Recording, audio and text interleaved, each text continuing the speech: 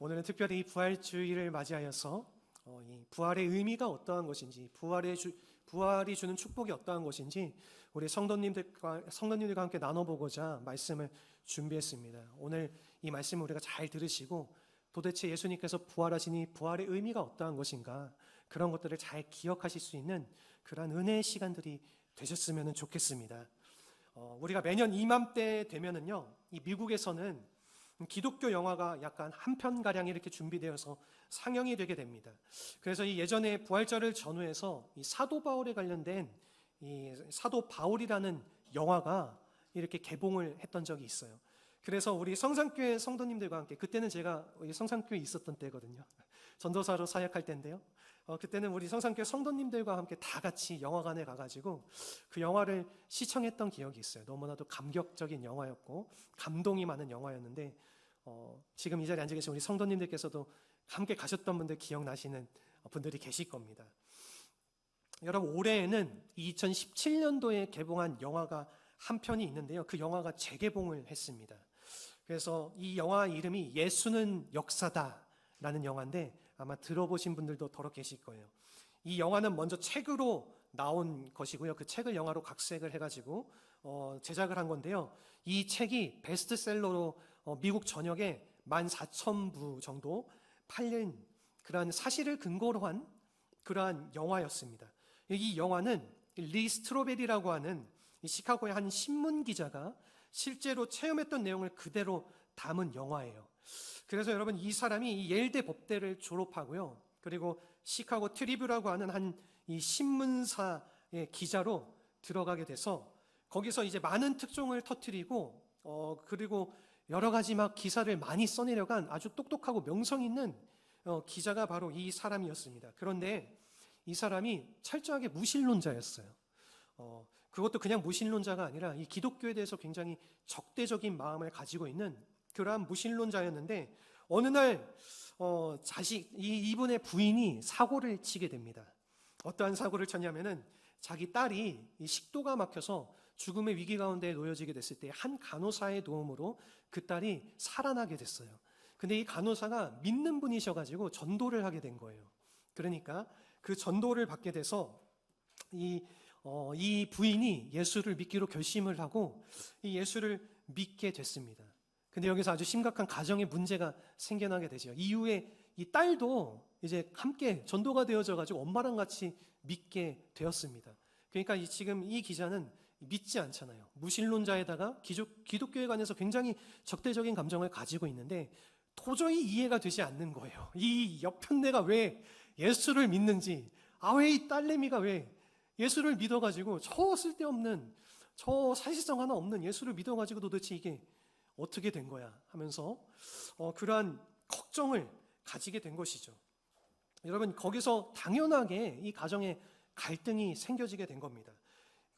이 기자는 자신이 사실이 아닌 것은 절대로 받아들일 수 없다라는 신념을 가졌기 때문에요, 이 예수에 대한 모든 것들이 사실이 아닌데 자꾸만 이 부인이 전도를 하려고 하고 딸이 전도를 하려고 하니까 이것이 사실이 아닌데 어떻게 내가 이것을 믿을 수 있겠냐, 그렇게 얘기하면서 이렇게 반대를 하다가 거부를 하다가 한 가지 중대한 결심을 하게 돼요. 이 한심한 옆편네가 가지고 있는 망상을 한번 깨트려보자 해가지고, 이분이 기자잖아요.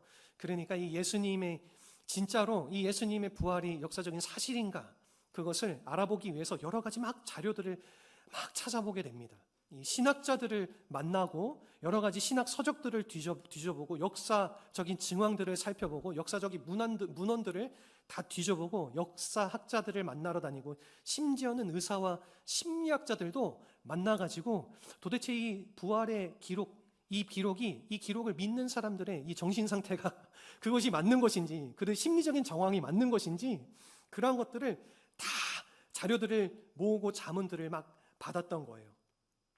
그래가지고 한 2년 정도를 그렇게 수많은 자료들을 방대하게 모아가지고 이렇게 놓고 보니까요, 그 자료들이 한결같이 한 가지로 집중되어져 있습니다. 이 예수님께서는 실제로 부활하셨다라는 거예요. 이 부활이 실제적인 사건이라는 것이었습니다. 그럼에도 불구하고 이 기자는 이 예수님이 믿어지지가 않았어요. 그래서 도저히 믿을 수가 없었습니다. 여러분, 이 예수를 믿는다라고 하는 것은 참으로 너무나 감사한 일입니다. 우리가 쉽게 이 자리에 앉아서 예수를 믿는 믿음 가운데 주님을 예배드리잖아요. 여러분, 세상 가운데에 이렇게 예수님을 믿지 못하는 사람들이 너무나도 많이 있다라는 것이죠. 그러던 중에 이 사람 인생, 이 기자의 삶 속에서 한 가지 큰 사건이 터지게 됩니다. 이 힉스라고 하는 한 인물이 있는데, 이 사람이 경찰에 쏘았다는 의미로 이제 체포를 당하게 되어서 이 리 스트로벨이 자신이 이 사람에 대한 기사를 굉장히 크게 보도를 하게 됩니다. 원래 이 힉스가 이제 막 정보원 출신이었고, 그리고 정치적인 비호를 받는 흉악범이었다, 그러한 기사를 써가지고 내게 된 거예요. 그래서 이 사람이 그 결과로 이 중죄로 교도소에 들어가게 되고, 그리고 그 교도소에 들어가서 집단 폭행을 당해가지고 거의 죽을 지경에 이르게 됩니다. 그런데 아이러니하게도 이 몇 개월 뒤에 이 힉스가 진범이 아니라는 증거가 나오게 된 거예요. 여러분, 그러니까 이 사람이 얼마나 큰 잘못을 범하게 된 겁니까? 그래서 이 리스트로벨이 이 사람을 찾아가서 이 사람에게 자신의 잘못을 고하게 됩니다. 이 중환자실에 있는, 임원대에 있는 이 사람을 찾아가가지고, 내가 이 사실을 제대로 보지 못하고 이 기사를 잘못 썼습니다. 너무나도 미안합니다. 그리고 이 사람에게 사죄를 할 때에 이 힉스라고 하는 이 사람이 이 리스트로벨을 향하여서 이렇게 대답을 하게 됩니다. 아니지요. 보지 못한 것이 아니라 보고 싶지 않았던 것이 아닙니까? 그렇게 이야기를 했는데, 이 한마디가 이 리스트로벨에게 아주 큰 충격으로 다가왔습니다. 이렇게 깨달아 알게 된 거예요. 어떠한 사실도 어떠한 사실도 내가 거부하려고 마음만 먹으면은 얼마든지 내가 거부할 수 있는 것이구나. 내가 사실로 받아들이지 않는 것이구나. 그러한 것을 깨달아 알게 되고, 그래서 지난 2년간 자신이 찾아보았던 그 예수에 관한 역사적인 자료들을 이 사람이 다시 한번 살펴보게 됩니다. 그래서 그것을 살펴보다가 결국에는 이분이 예수님을 믿음으로 받아들이게 돼요. 그 부활의 사건이 진실이고, 예수님이 진짜로 살아계신 분이시구나, 그거를 받아들이게 되고요. 그래서 이분이 목회자가 되어서 수많은 이제 이러한 목회적인 간증이 내용이 담겨진, 이 부활의 간증이 담겨진 그런 베스트셀러의 책들을 쓰게 되고요.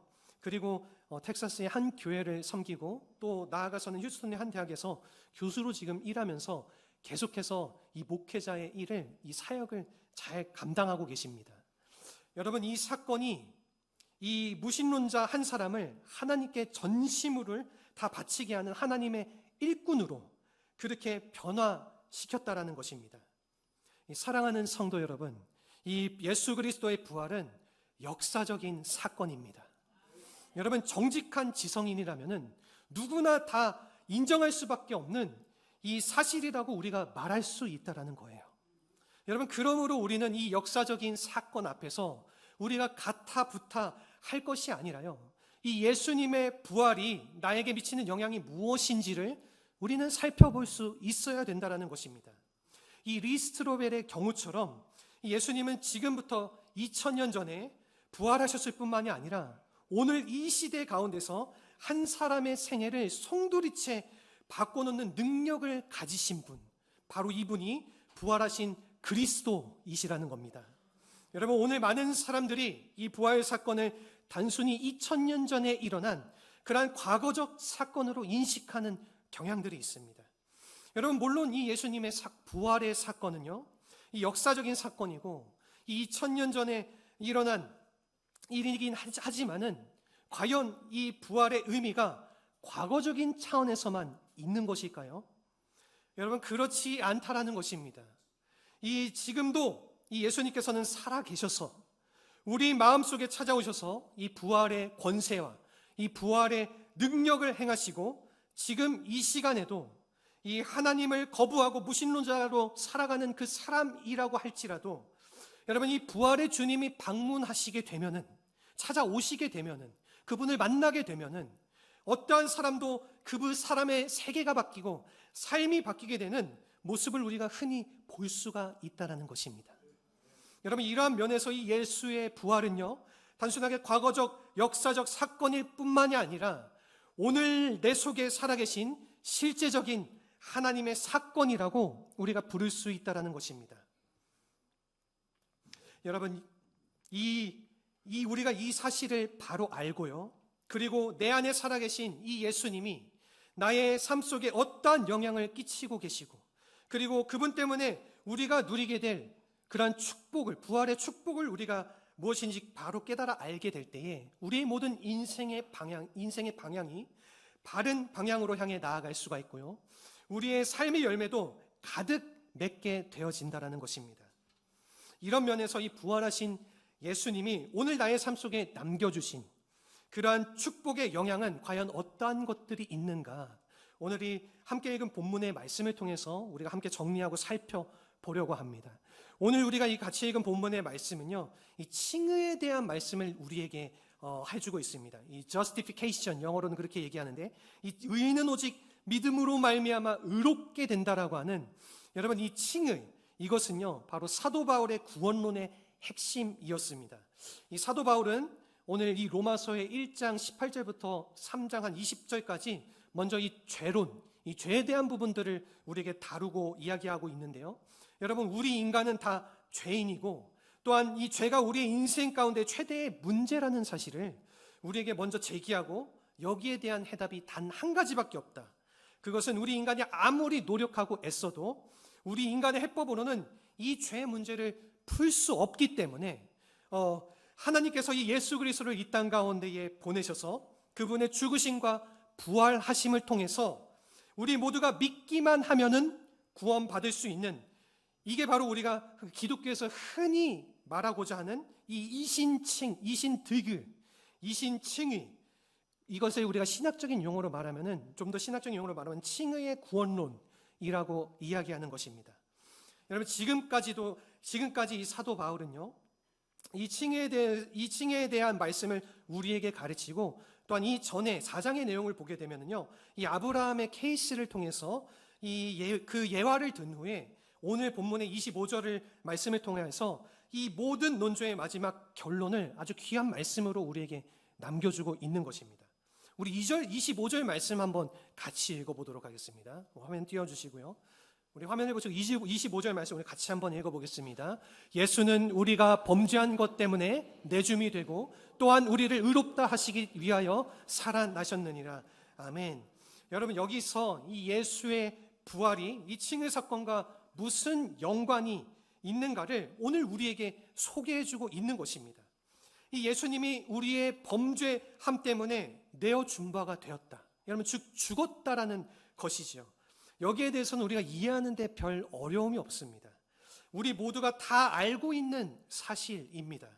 여러분, 그분이 우리의 죄 때문에 돌아가셨다라는 것에 대해서는 누구도 이의를 제기하지 않습니다마는 우리의 의를 위해서, 그리고 우리를 의롭다 하시기 위해서 부활하셨다, 이렇게 말씀하신 이 대목에 대해서는 우리가 조금 설명이 필요합니다. 이 어떤 분들은 이 속죄는 예수님의 십자가의 보혈로, 그리고 이 칭의는 부활로 한다, 이렇게 해석하는 사람들도 있습니다. 그렇지만 이것은 굉장히 잘못된 해석이에요. 여러분, 이 예수님의 십자가와 이 부활은 분리할 수 있는 사건이 아니라 하나의 구원의 사건이라는 것입니다.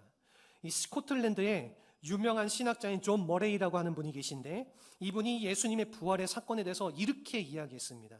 하나님이 우리를 구원하기 위해서 주신 이 분리할 수 없는 구원적인 사건이다라고, 이렇게 우리에게 이 부활 사건을 이야기했습니다.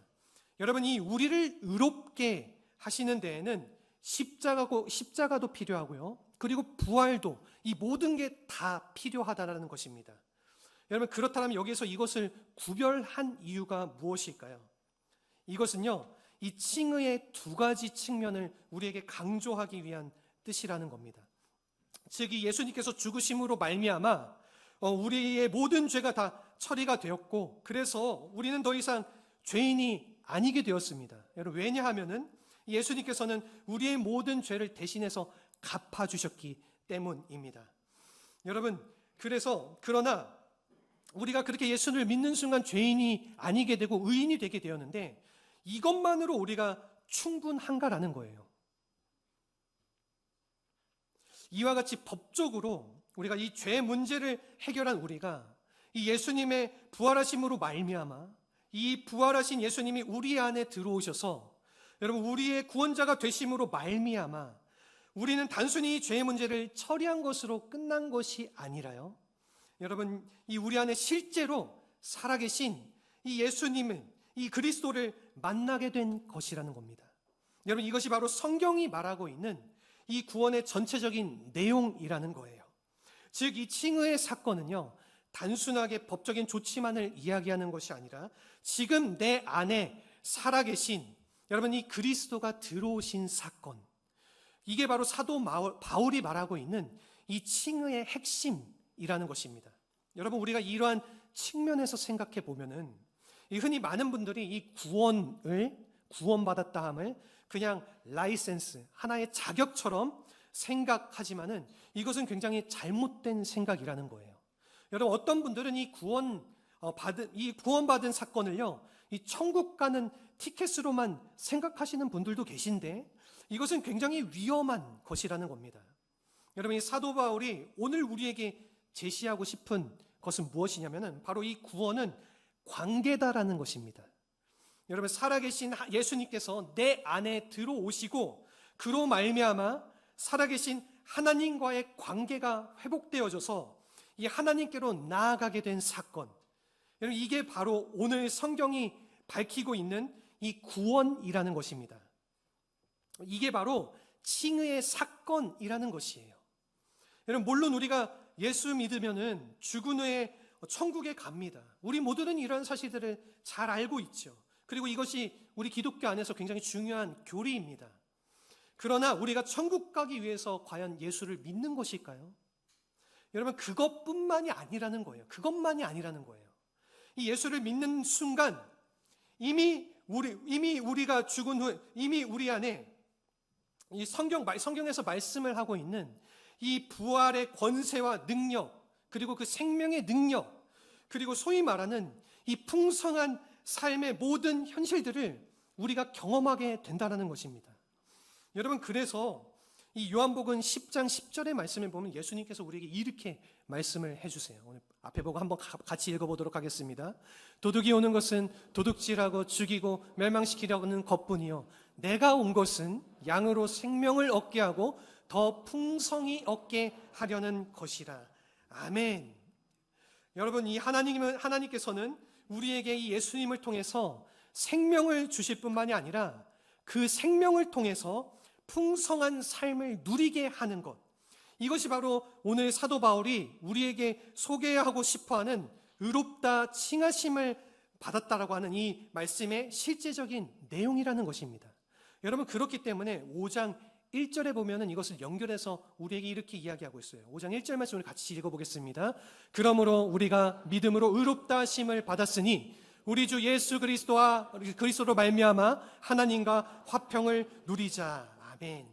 대부분의 성경에서 이 하나님과 화평을 누리자 이렇게 번역하고 있는데 이것을 우리가 원어의 표현을 보게 되면은 어떻게 해석하고 있냐면 하나님과의 평화를 즐기자 이렇게 우리에게 표현하고 있습니다. 여기서 이 말하는 이 평화는요, 이 헬라어로는 에이레네라고 하는 뜻인데 여러분 이 의미는 무엇이냐면 단순히 마음의 평강만을 의미하는 것이 아니에요.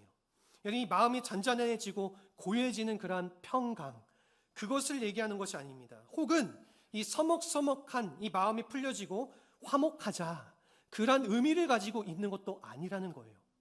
여러분 그보다 훨씬 더 깊은 의미를 담고 있다는 것입니다.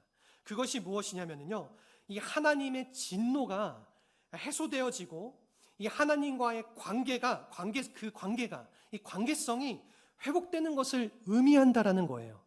여러분 그래서 우리가 에베소서 2장 3절의 말씀을 보게 되면은 거기서 우리를 표현할 때 본질상 우리는 하나님께 진노를 받을 수밖에 없는 진노의 자식들이라고 우리에 대해서 그렇게 표현을 하고 있습니다. 여러분 우리는 태어나는 순간부터 죄로 말미암아 하나님께로 직접 나아갈 수 없는 이 진노받아야 마땅한 존재들이었다라는 거예요.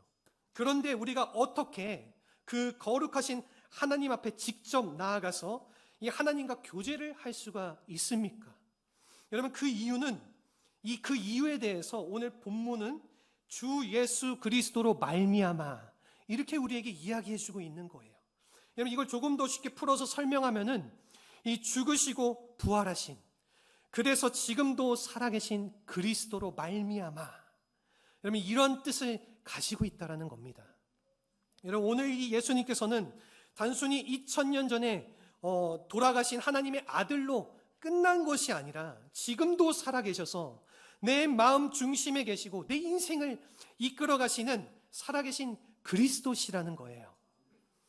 우리가 이 사실을 잘 알고 이 그리스도를 통해서 이 하나님과의 관계를 바르게 할 때에, 여러분 이 하나님과의 화평의 관계를 우리가 바르게 하고 바르게 이것을 누릴 때에 우리가 성경이 말하고 있는 진정한 축복을 소유할 수 있게 되고, 특별히 오늘 본문에서 특별히 강조하고 싶어하는 이 그리스도 안에서 누릴 수 있는 특권들을 우리 모두가 실제로 경험할 수 있게 된다라는 것입니다.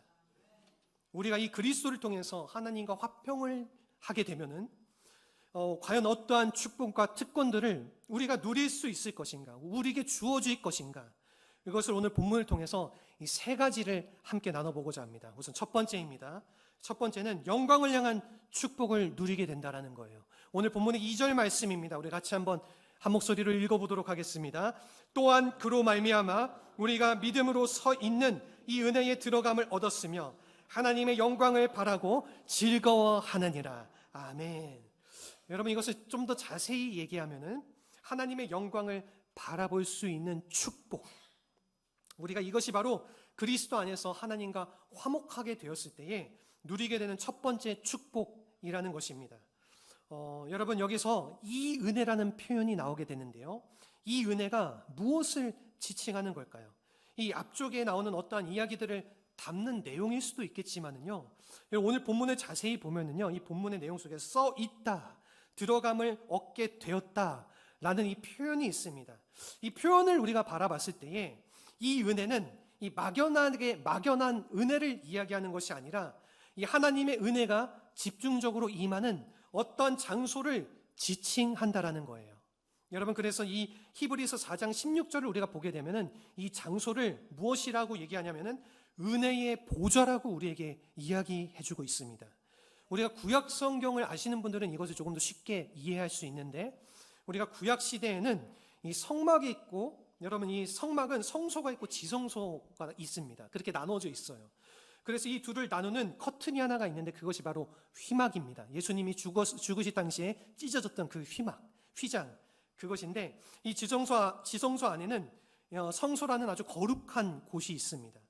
여러분, 이 지성소는 지극히 거룩한 곳이기 때문에 이 지성소 안에는 아무나 들어갈 수가 없었어요. 오직 대제사장만이 거기에 들어갈 수 있었습니다. 그것도 1년에 딱 한 번 들어갈 수 있는 자리가 바로 그곳이었습니다.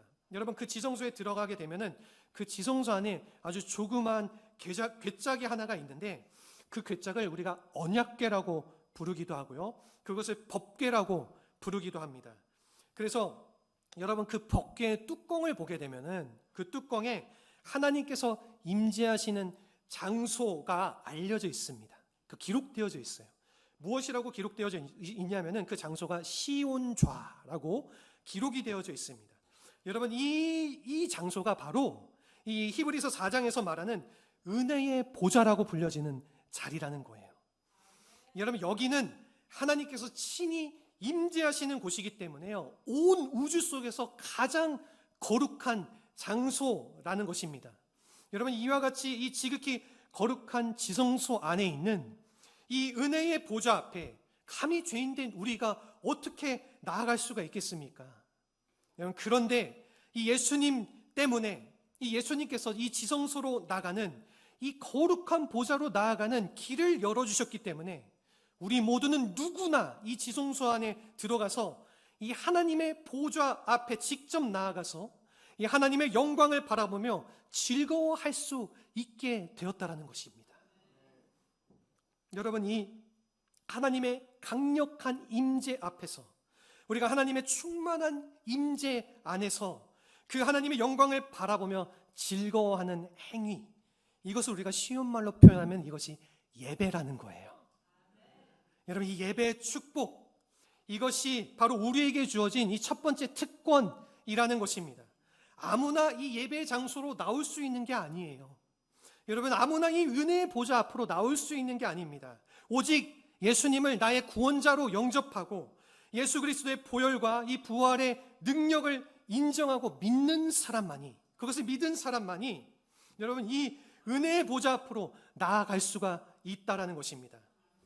우리가 이 은혜의 보좌 앞에 나아가게 되면은요, 여러분 하나님께서 우리를 위해 그 긍휼을 베풀어 주시고 또 때를 따라 돕는 은혜를 주신다라고 성경은 우리에게 그 약속을 말씀해 주고 있다라는 것입니다.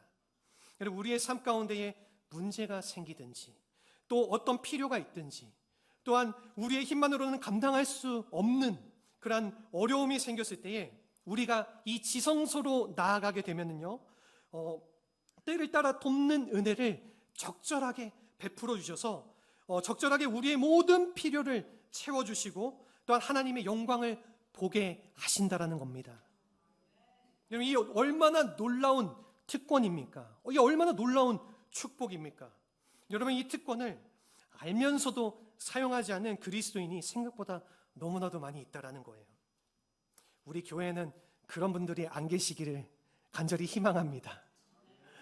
여러분, 이 특권, 이 예배의 특권, 여러분 아주 중요하게 생각하셔야 돼요. 하나님께서 이 예배의 특권을 우리에게 주셨고 이 예배의 자리 가운데 우리를 참여하도록 하셨습니다. 누구나 믿는 사람들이라면 주님께 예배를 드림을 통해서 하나님의 이 놀라운 은혜를 경험하고 이 긍휼하심, 이 필요, 그 축복을 우리가 누릴 수 있게 된다라는 것입니다. 우리 대다수가 다 이 지성소로 들어가서 여러분 이 은혜의 보좌 앞에 나아가서 그 보좌를 붙잡고 하나님께서 날마다 부어주시는 이 영광의 축복을 받는 우리 성도님들이 되시기를 간절히 바라고 축원합니다. 아멘. 우리 두 번째는 무엇이냐면요, 이 시련을 통한 축복을 누리게 된다라는 거예요. 오늘 본문의 3절 4절 말씀입니다. 우리 같이 한 목소리로 읽어보겠습니다. 다만 이뿐 아니라 우리가 환난 중에도 즐거워하나니 이는 환난은 인내를, 인내는 연단을, 연단은 소망을 이루는 줄 알미로다. 아멘.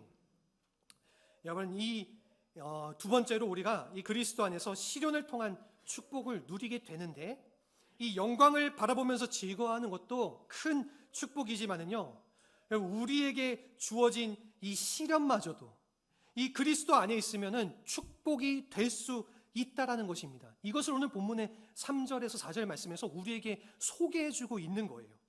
여러분, 여기서 말하는 이 환난이 어떠한 환난인지 아십니까? 여러분, 이것은요 헬라 말로 트립시스라고 이야기하는데 이 단어의 의미가 무엇이냐면은 엄청난 압력으로 짓누를 때에 우리의 폐부가 터지고 이 가슴이 터질 정도로 앞뒤가 온 사방에서 이렇게 우리를 짓누를 때에 그때 느끼는 고통을 이 트립시스, 이 환난이라고 이야기를 하는 거예요. 여러분, 이것은 엄청난 차원의 그 고난과 고통을 말하고 있는 것입니다.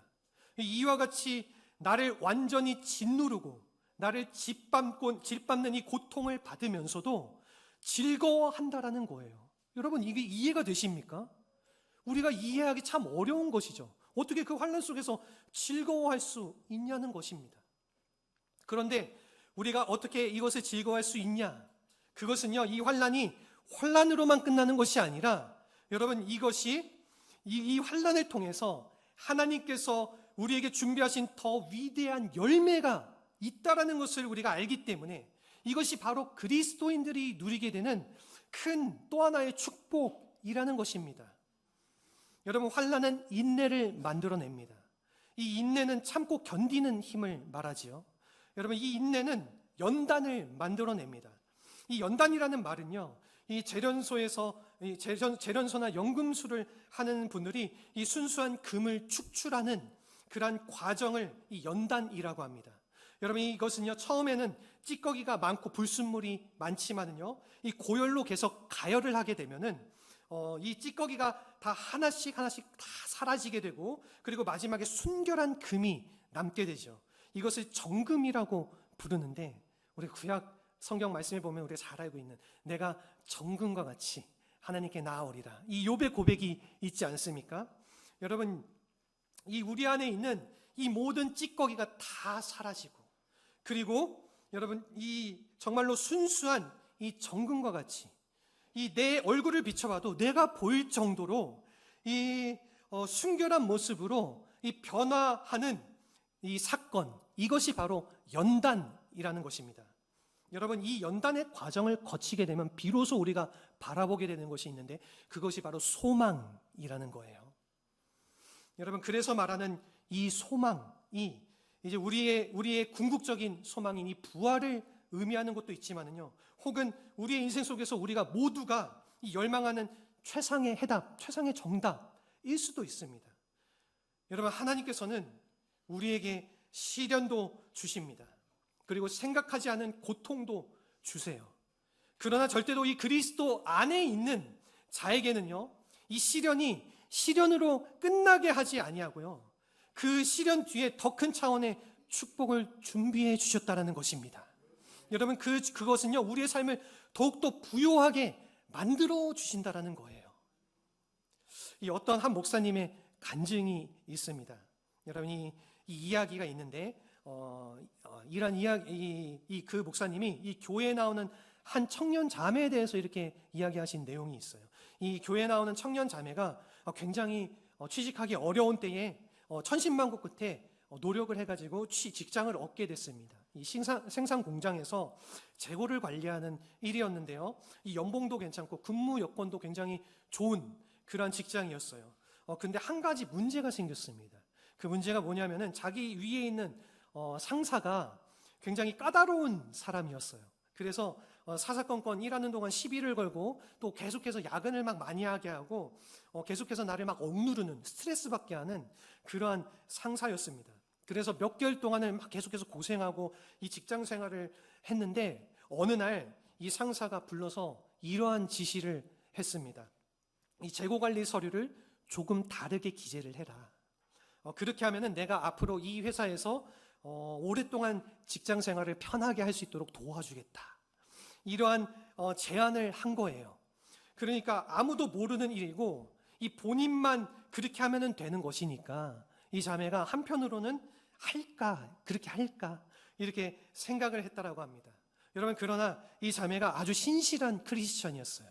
이 신실한 기독교인이었습니다. 그러니까 이 집에 와서 이 가만히 생각을 해보니까 내 인생의 진정한 주인이 누구인가? 내 인생의 진정한 보스가 누구인가? 내 직장 상사인가? 아니면은 주님인가? 이렇게 고민을 하게 된 거예요. 그러니까 여러분, 말할 필요도 없죠. 내 인생의 주인이 누구입니까? 우리 주님이시잖아요. 우리 하나님이시잖아요. 여기 분명한 답을 내리게 되고, 이 자매가 그 다음날 이 상사에게 가서 그 제안을 거절을 했어요. 그 뒤로 이 자매가 어떻게 되었을까요? 네, 생각하셨던 것처럼 직장에서 잘리게 됐어요. 잘려가지고 여러분, 이 자매가 결국에는 직업을 잃게 됐는데, 근데 며칠 뒤에 전화가 왔습니다. 이 자매에게 전화가 왔는데 그 회사의 중역이 이 자매에게 전화를 했어요. 그래서 이 중역이 이렇게 말을 했습니다. 당신이 이 회사에서 잘린 것을 우리 모두가 알고 있습니다. 그리고 동시에 왜 잘렸는지도 우리가 알고 있습니다. 우리 회사가 찾던 사람이 바로 당신과 같은 사람입니다.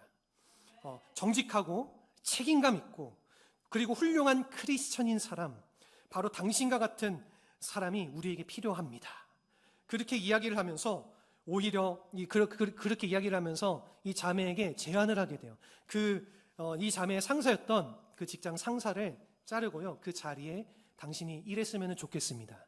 이러한 제안을 해서 이 자매가 그 위치에 올라가서 그 회사에서 다시 고용되고 열심히 일하게 됐다라고 합니다. 여러분, 이런 일이 어떻게 일어날 수 있겠습니까? 사람이 할 수 있는 게 아니죠. 누가 하시는 겁니까? 하나님께서 하시는 일이 아니겠습니까? 여러분, 우리 그리스도인의 삶 속에서도 시련은 오기 마련이에요. 여러분, 우리가 불이익을 당하기도 합니다. 그리고 잘못된 모함에 빠지기도 합니다. 여러분, 그러나 우리에게 주어지는 이 시련은요, 절대로 시련으로 끝나지 않는다라는 거예요. 여러분, 이 그리스도 안에 있는 자들이 당하는 이 고통 뒤에는요, 반드시 하나님께서 준비하신 더 큰 차원의 열매가 기다리고 있다라는 것입니다. 오늘 우리들의 인생 가운데서도 혹시나 여러분 우리가 생각지 않은 시련 때문에 그러한 어려움 때문에 고통당하는 분들이 계신다라고 하면은 여러분 그리스도 안에서 똑바로 서시기를 바랍니다. 우리 그리스도를, 우리 주님만을 온전하게 바라보시기를 바랍니다. 여러분 그래서 주님이 나에게 지시하시는 대로 우리가 순종하면은 하나님의 더 큰 그림을 우리가 맛보게 된다라는 것입니다. 여러분 이것이 바로 크리스천의 삶이라는 거예요. 이 그리스도인에게도 고난은 오지만은 오히려 시련마저도 축복이 되는 삶. 여러분 이것이 바로 부활하신 그리스도를 마음에 모시고 하나님 안에서 살아가는 사람이 누리는 두 번째 축복이라는 것입니다.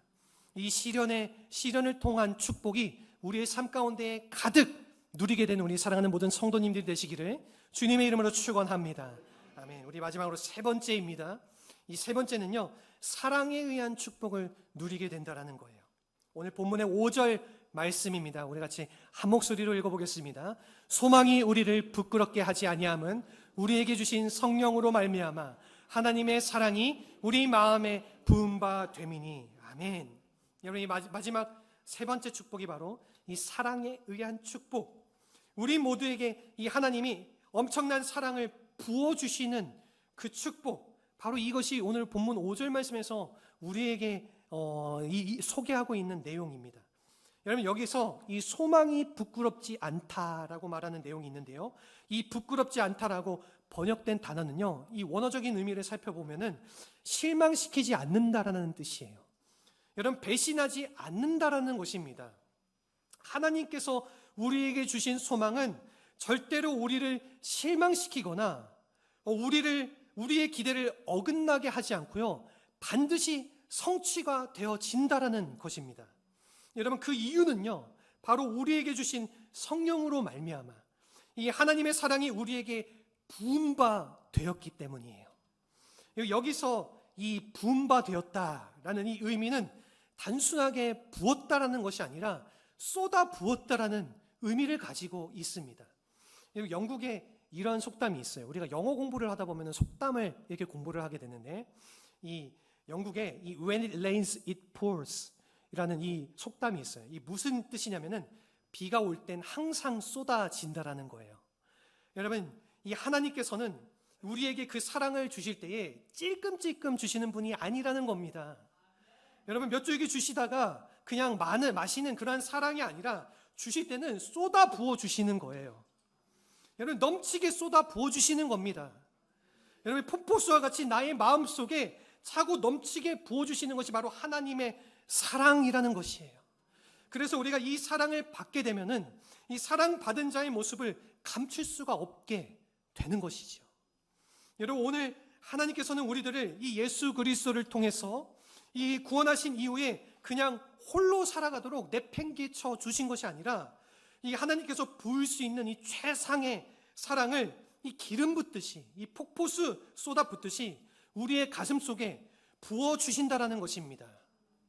여러분 이 사랑이 우리 모든 시련을 이기게 합니다. 이 사랑은 누구도 함부로 나를 건드릴 수 없도록 나를 보호해 주시는 겁니다.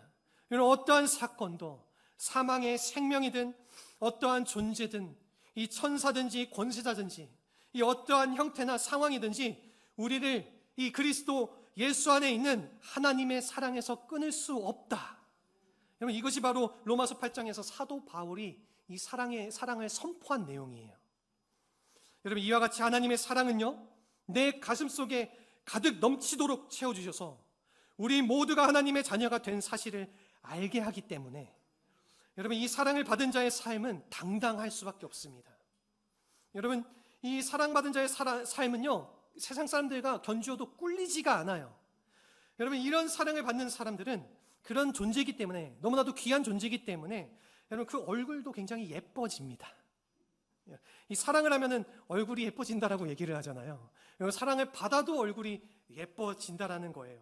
우리 좌우 옆 사람을 보고 우리 이렇게 한번 이야기를 나누셨으면 좋겠어요. 오늘따라 너무 예뻐 보이십니다. 예, 오늘따라. 우리 남자분들께는 오늘따라 너무 멋져 보이십니다. 예. 우리 사랑하는 성산교회 성도님을 제가 보실 때 오늘따라 이렇게 예뻐 보이실 수가 없습니다. 네, 여러분 사랑을 받으면요 우리가 자신감이 생기고 얼굴도 예뻐지는 것이에요. 이와 같이 이 하나님의 사랑이 나의 가슴 속에 꽉 차게 되면은 우리가 그때서 비로소 사랑을 하게 되는 것입니다. 여러분 심지어 나에게 고통을 주었던 원수까지도 우리가 사랑할 수 있게 된다라는 것이에요. 근데 우리가 교회 다니시는 분들이 이 대목에서 굉장히 쉽게 말하는 경향이 있어요. 여러분 뭐 이런 일에 그러냐, 화해하면 되지 않냐, 화해하고 사랑해주면 되지 않냐, 또 축복해주면 되지 않냐, 이렇게 말하는데 이게 쉬운 일입니까? 여러분 우리에게 상처를 줬습니다. 나에게 고통스러운 아픔을 안겨줬어요. 며칠 뒤에 이 마음이 정리가 되어집니까? 결코 그렇지 않다라는 것이지요. 쉽지 않습니다. 여러분 이것은 무엇 때문에 그러냐면 우리 인간의 본성 때문에 그래요. 우리 인간의 본성은 원래부터 선하지가 않습니다. 여러분 우리의 본성 자체가요 사랑할 수 있는 쪽이 아니에요. 비판하고 판단하고 정죄하고 복수하는 쪽이 훨씬 우리의 본성에 가깝습니다. 그래서 이 한국 속담에 이런 속담이 있지 않습니까? 사촌이 논을 사면 사촌이 논을 사면 사실 우리가 기뻐해야 되잖아요. 축복해줘야 되잖아요. 함께 즐거워해줘야 되잖아요. 여러분 그런데 가까운 친척이 논을 샀으니까 막 배가 아프다는 거예요. 여러분 누구를 축복하는 것, 이 축복하는 것을 그냥 볼 수 없는 마음, 이것이 바로 우리의 본성이라는 겁니다. 여러분 사촌이 이러한 말도 있어요. 이 사촌이 차를 사면은 교통순경이 된다. 이런 말 여러분 혹시 들어본 적 있습니까? 여러분 이러한 것이 바로 우리가 가지고 있는 본성적이라는 거예요. 다른 사람들 축복해주고 다른 사람들의 그 잘됨을 기뻐해 주는 것이 아니라 우리가 바라볼 때 항상 우리는 다른 사람들이 잘 안 됐으면 좋겠다 이런 마음을 품는, 여러분 이러한 본성을 뒤집을 수 있는 유일한 능력이 있는데 그것이 뭐냐면 바로 하나님께서 부어주시는 사랑 안에 있다라는 거예요. 여러분 저는 우리 모든 성산교회 성도님들께서 이 사랑을 붙드실 수 있기를 바랍니다. 이 사랑으로 우리 모든 교인분들께서 서로를 축복해주고 우리가 서로를 품어주고 서로를 위껴주고 서로를 위로해주고 서로를 섬겨주고 서로를 아껴줄 수 있는 우리 사랑하는 모든 성도님들이 되시기를 간절히 바라고 소망합니다. 여러분 이 세상에 누구도 나에게 이와 같은 사랑을 부어줄 수가 없는데 여러분 하나님만이 이 예수 그리스도를 통해서 우리에게 이 사랑을 부어주실 수가 있고요. 그리고 이 사랑을 소유하고 누리며 살아갈 때에 우리의 인생길이 아무리 험악하고 어려워도 우리는 승리하고 즐거워하고 찬양하고 기뻐하면서 달려갈 수가 있다는 것입니다. 여러분 이러한 주님의 놀라운 축복이 우리의 삶 가운데 가득하기를 주님의 이름으로 축원합니다. 말씀을 마무리하도록 하겠습니다. 우리 사랑하는 성도 여러분, 지금 우리가 누리는 이 모든 축복은요 우리에게서 비롯된 것이 아닙니다. 우리가 드리는 이 모든 축복은 이 부활하신 예수님 때문에 우리에게 주어진 것들입니다. 여러분 우리가 누리는 이 영광, 우리가 바라보는 이 소망, 우리가 날마다 경험하고 기뻐하는 이 충만한 사랑의 축복, 이 모든 것들은 우리가 만든 것이 아니라는 거예요. 여러분 내 안에 살아계신 예수 그리스도께서 이 부활의 권세와 그 능력을 가지고 우리에게 부어주시는 것이라는 겁니다. 여러분 이런 면에서 앞으로 남은 우리의 생애를 홀로 달려가지 마시고 지금 우리 안에 오셔서 살아계시고 부활하신 그 그리스도를 우리의 인생의 주인으로 삼고 그리고 그분과 함께 우리의 남은 여생을 달려가셔서 하나님의 영광을 위하여서 일하는 그런 축복된 삶을 살아가시기를 주님의 이름으로 간절히 바라고 축원합니다. 아멘. 여러분 이 시간 우리 함께 이 찬양의 고백을 하면서 우리 기도의 자리로 나아갔으면 좋겠습니다.